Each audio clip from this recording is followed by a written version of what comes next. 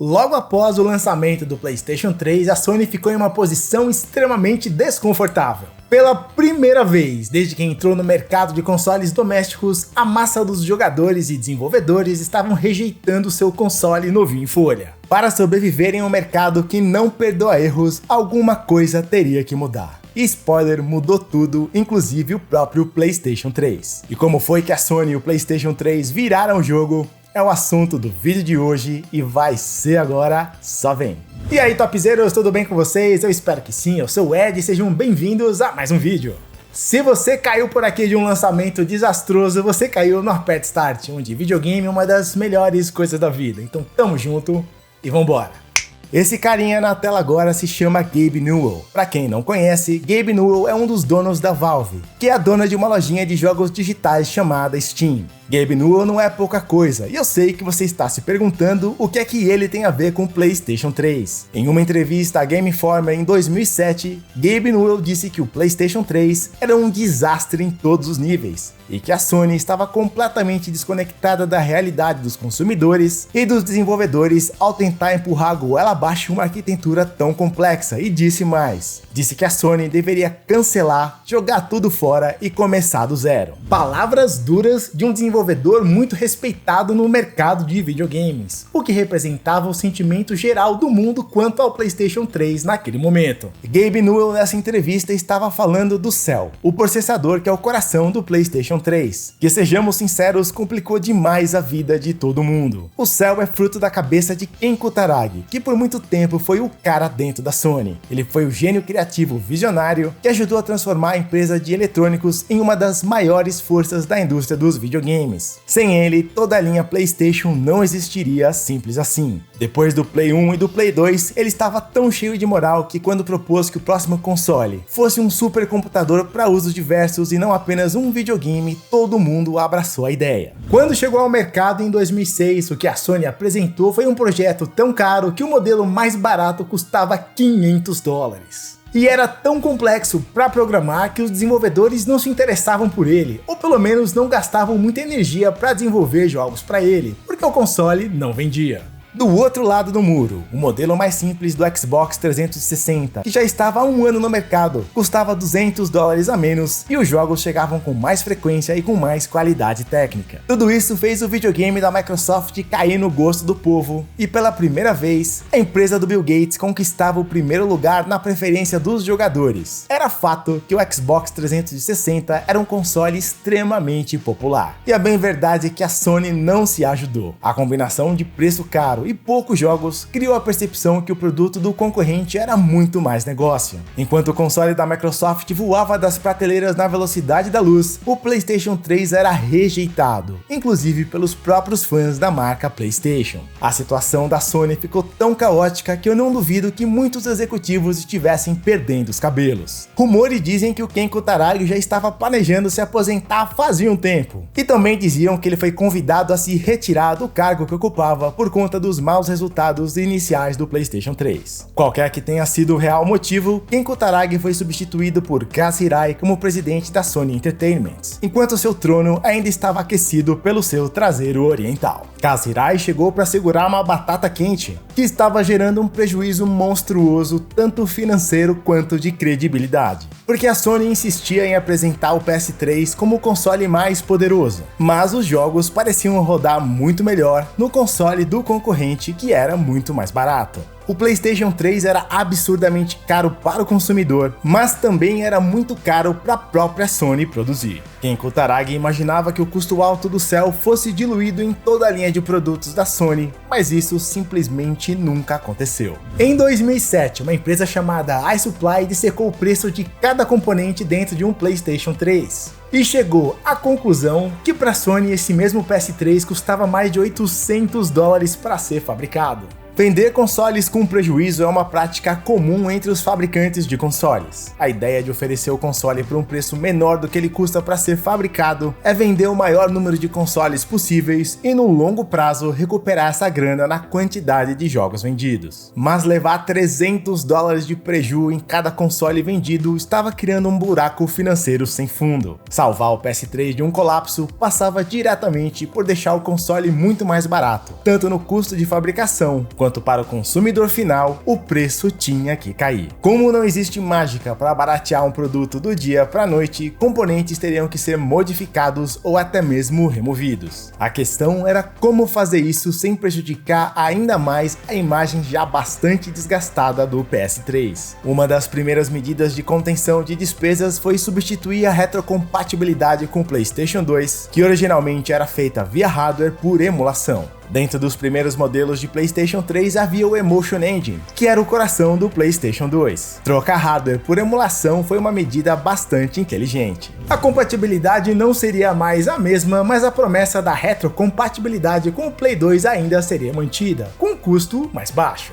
A Sony começou apenas com 2 modelos de PlayStation 3, mas a constante necessidade de reduzir custos gerou muitas revisões de modelos novos e outros modelos foram descontinuados. São tantas variações que nem vale a pena entrar em detalhes de cada uma, a não ser pelo fato que eventualmente a retrocompatibilidade com o Play 2 foi completamente removida, uma decisão no mínimo estranha. Porque pensa comigo, por que a Sony fez isso? Porque ela abriria a mão de um legado gigantesco de games do maior sucesso da sua história. Afinal, o PS3 precisava de jogos como um vira-lata caramelo precisa de uma moto. Não fazia sentido algum remover a retrocompatibilidade com o Play 2. Ou será que fazia? Se um jogador estava jogando usando um disquinho velho de Play 2 no PlayStation 3, ele não estava gerando lucro algum para a Sony. O que a Sony queria era que esse jogador estivesse jogando games de PS3 novinhos que custavam $60 cada um. Eventualmente, a Sony também encontrou uma maneira de faturar com jogos antigos de Play 2, vendendo títulos selecionados através da PSN, mas a PSN é assunto para daqui a pouco. Por mais que a Sony tentasse reduzir custos aqui e ali, a estratégia do Play 3 não estava surtindo efeito. E parte dessa culpa é porque a Sony insistia na ideia de que o PS3 podia custar mais caro porque tinha muito mais para oferecer. E isso era verdade. Por exemplo, pensando apenas no lado multimídia, em 2006, quando foi lançado, o PS3 foi um dos leitores de Blu-rays mais baratos do mercado.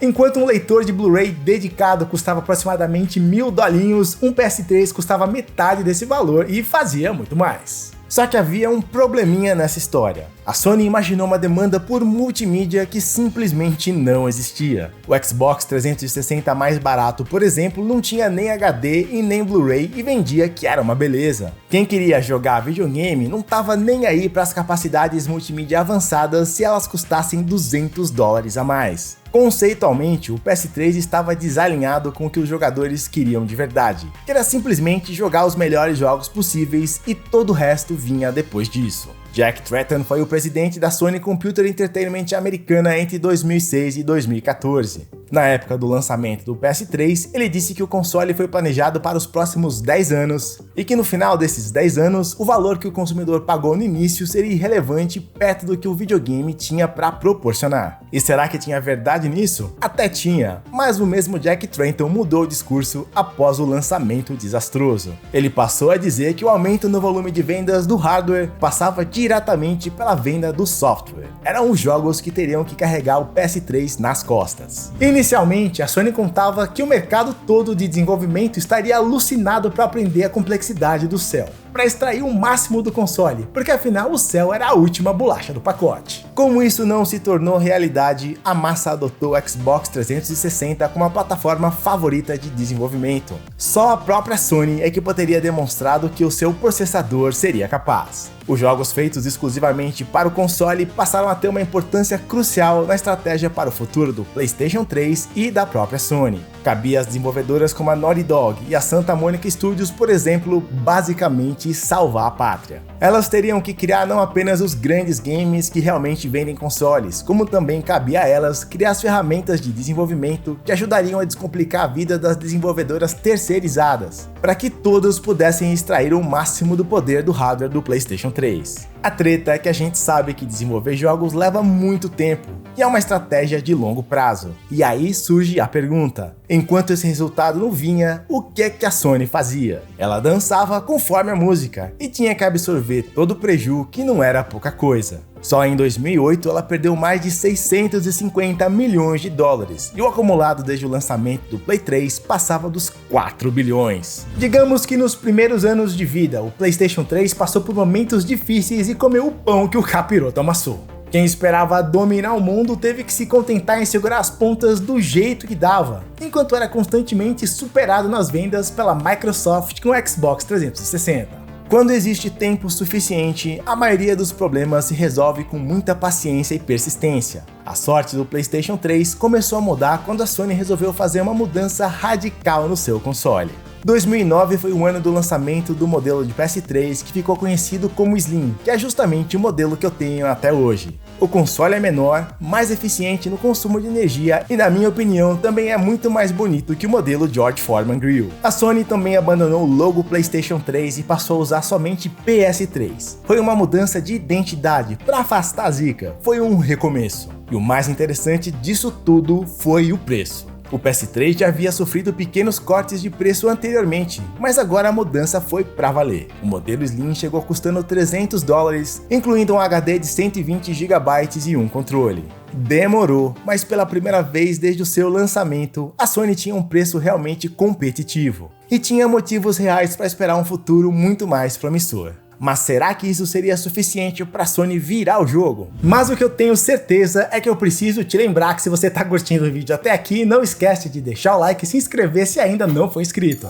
Não deixe para depois, senão você acaba esquecendo. Faz isso agora porque é assim que você fortalece o canal. Em 2009, os desenvolvedores já estavam se sentindo muito mais à vontade com o processador Cell alienígena da Sony, e as ferramentas de desenvolvimento também já estavam bem melhores e muito mais avançadas. Os jogos feitos especialmente para o PS3 já começavam a mostrar qualidade acima da média, e games como Uncharted 2, Metal Gear 4, Little Big Planet, Resistance 2, Demon's Souls e até o Killzone 2, que havia sido demonstrado em 2005 pela primeira vez, finalmente deu as caras. A melhora não parou apenas nos exclusivos, os jogos multiplataforma também já estavam ficando mais equiparados na qualidade técnica, sinal de que os mistérios do Cell já estavam deixando de ser mistérios. A Sony estava começando a colher os resultados da sua estratégia agressiva de jogos exclusivos. Em setembro de 2009, pela primeira vez, o PS3 virou um mês vendendo mais que o Xbox 360. Uma pequena vitória depois de meses levando surra atrás de surra. Um marco que mandou um recado importante para quem ainda duvidava. O PS3 não estava morto e ainda tinha muita lenha para queimar. Agora, o que será que estava acontecendo com os concorrentes enquanto a Sony tentava reconstruir a imagem do PlayStation 3? Havia um outro console no mercado que não era exatamente um concorrente direto para a Sony ou Microsoft, chamado Nintendo Wii. O Wii vendia uma quantidade absurda de consoles e naquele momento entre 2009 e 2010 vendia mais que o PlayStation 3 e o Xbox 360 juntos. Esse feito só foi possível porque a Nintendo estava explorando o tal mercado dos jogadores casuais, que é aquela galera que não respira o mundo dos videogames, mas joga videogame de vez em quando sem compromisso.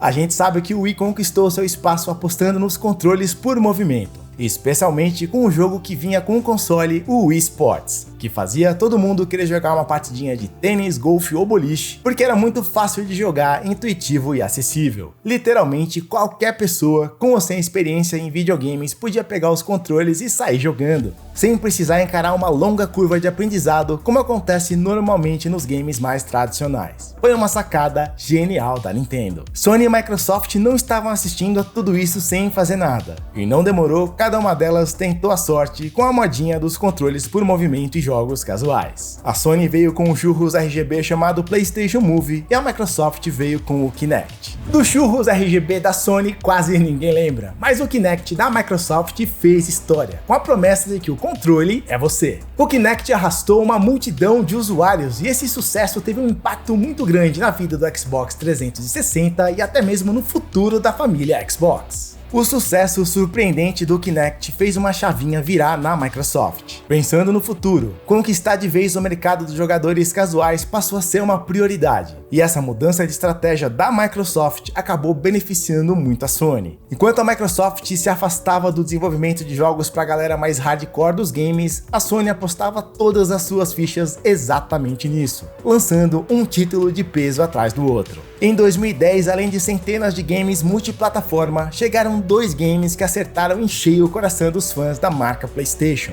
os super aguardados God of War 3 e Gran Turismo 5. A Sony conseguiu construir um momento super positivo e o trem do hype estava ao seu lado novamente. Lembra do Gabe Newell, que no começo do vídeo estava descendo a lenha na arquitetura complexa do PlayStation 3? Então, ele subiu no palco da Sony, na E3 daquele ano, para dizer que o seu game Portal 2 no PlayStation 3 era a melhor versão possível do jogo. E ainda agradeceu muito a Sony pelo seu suporte. E meus amigos, as coisas mudam. Mas quando tudo parecia estar indo cada vez melhor para a Sony, aconteceu um desastre de proporções épicas. A rede online da Sony, a PSN, que já havia passado por inúmeros updates e melhorias desde o seu lançamento, foi totalmente hackeada. E não foi um hackzinho qualquer. A PSN ficou fora do ar por mais de 20 dias, dados de milhões de usuários foram expostos, processos na justiça, um desastre completo. Quem sabe esse assunto merece um vídeo um dia, mas o importante é que você saiba que a crise com a PSN poderia ter destruído o bom momento da Sony. Mas incrivelmente isso não aconteceu. E não aconteceu porque diante de uma das maiores crises da sua história, a Sony teve postura. A crise foi tão cabeluda que a Sony precisou se explicar até para o Congresso americano, que a postura dela foi pedir desculpas pelo ocorrido, prometer trabalhar para que a falha gravíssima de segurança não se repetisse e, para completar, distribuiu uma seleção de games para todos os usuários da PSN. 2011 também foi o ano de Uncharted 3, Killzone 3, Resistance 3, Infamous 2 e muitos outros jogos tecnicamente impressionantes. Nesse ano, o Xbox 360 ainda foi o console mais vendido, mas a diferença é que chegou de ser de 2 para 1 consoles ou mais a seu favor caiu absurdamente. O Xbox 360 fechou o ano com 15 milhões de unidades vendidas e o PlayStation 3 com 14 milhões. A virada de verdade aconteceu quase no final da festa, 7 anos depois do lançamento do PlayStation 3 com um dos jogos mais impressionantes do console, que eu tenho certeza que você já sabe qual é: a jornada épica de The Last of Us. Um game que tecnicamente levou o PS3 ao limite e que deixou muita gente de queixo caído. Foi como se finalmente o tal poder do céu tivesse saído do potencial para a realidade. 2013 ainda teve outros exclusivos como Beyond Two Souls e Gran Turismo 6, mas The Last of Us foi a última superprodução da Sony pro Play 3 e foi uma despedida com chave de ouro.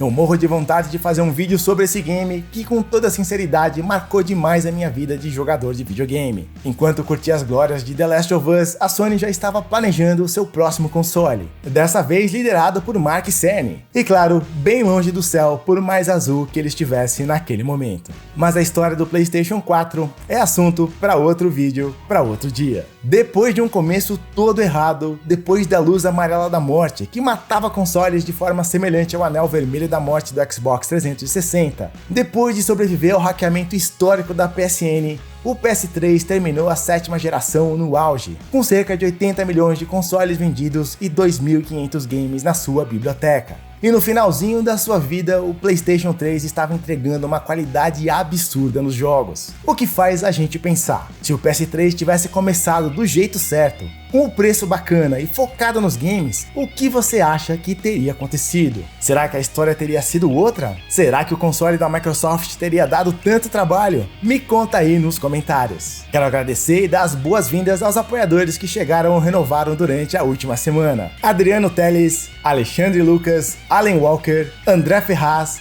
Billy Channel, Bruno, Camargo Jura, Canal do Querati, Daniel Fleury, Denis Toffoli, D-Gamer, Diego258, Ed Júnior, Edom Monteiro, Eduardo Lisboa, Fantasmas Tecnológicos, Felipe Alves, Felipe Cavalcante, Furriel, Hugo Mendonça, Humberto Samora, Jonas Souza, Josiel Alves, Juan Carlos Martins de Carvalho, Juliano Custódio, Cleiton Viana, Léo Mariano, Lucas Casagrande, Mariel Ribeiro Reis, Matheus Rogeri, Micael, Murilo Silva, Nadson Souza, o Editor.com, Pablo Alves, Rafa Cardoso, Taverna dos Noobs, Thiago Luquezzi e o Elton Oliveira. Valeu pela presença e, como sempre, jamais se esqueça que videogame é uma das melhores coisas da vida. Paz!